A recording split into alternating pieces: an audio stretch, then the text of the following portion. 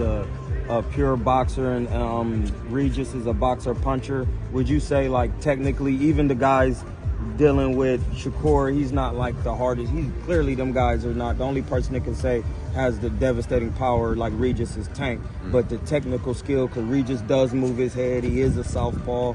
He does know how to fight off the back foot, and his last fight was with a right-hand Cuban fighter who was a little bit bigger. How do you feel about the technical skills? I think that's the challenge for Regis. I think Regis is very underrated technically as well. No one's definitely. People talk about him just as a puncher. He's better than that. But Devin is very, very skilled, and I guess you've got to be wary of Regis's power. Yes, sir. And the answer is, can Regis PROGRAIS hurt Devin Haney? I think we all agree the answer is yes. So therefore, the jeopardy in this fight is there. Would you say this is like a Hagler Hearns, like, you know, because Devin is undisputed? That is like. Yeah, I hope it is. I just think that it's good for boxing, where you've got a young, I call him a kid, you know, a young man that is willing to win the belts at 135 and then jump up to 140 and fight the best straight away. Like, when I sat down with Regis PROGRAIS, he went, "There's no way Devin will fight me," and I was like, "I think he will." And he's like, "No, no, no." And then he boxed Zorilla and put in a poor performance. It was always like, "Oh, maybe he'll fight me now." Devin always said to me, I said to Devin, "The fight for you is the WBC title at 140, Regis PROGRAIS."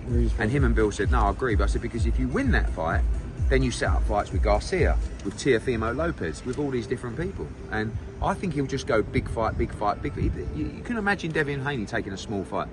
So okay, so it looks like that it's gonna be successful. You're trying to bring him back more fights at the Bay Area? Yeah, I mean, when you come and do a big number somewhere, it would automatically make you want to come back somewhere. So I think that if we can fill this place up, could be a new home for Devin. But he got to beat Regis PROGRAIS. You know, I mean, this isn't the Devin Haney homecoming. This is the big fight coming to San Francisco. But obviously for Devin, this gives him potential to build somewhere, because I feel like one of the problems in American boxing is fighters are never really built at home. You know, if you look at Crawford, if you look at Deontay Wilder, I feel like you should have done more in those cities and boxed there more frequently. I understand sometimes you can't drive the same gate revenue, but look at the scenes, right? Look at when Crawford fights in Omaha. Look at when Wilder fights in Alabama. It's absolutely wild.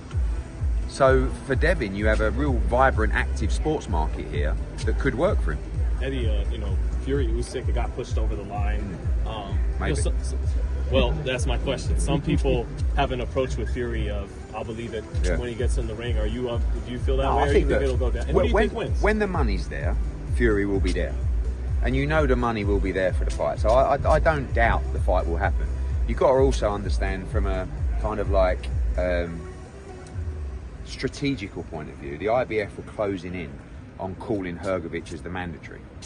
And what would happen behind the scenes is the IBF would be talking to Usyk and saying, and Usyk would be saying, "We're in negotiations to fight Tyson Fury." And the IBF would say, "We can't hold off any longer. We need confirmation that this fight is done." All right? I'll let you go from there. But I still believe the fight probably is agreed and will happen. Who do you think wins? I think Tyson Fury wins the fight, and I think it's a very tricky fight. I don't think it's going to be the greatest fight you've ever watched, but I think it'll be fascinating.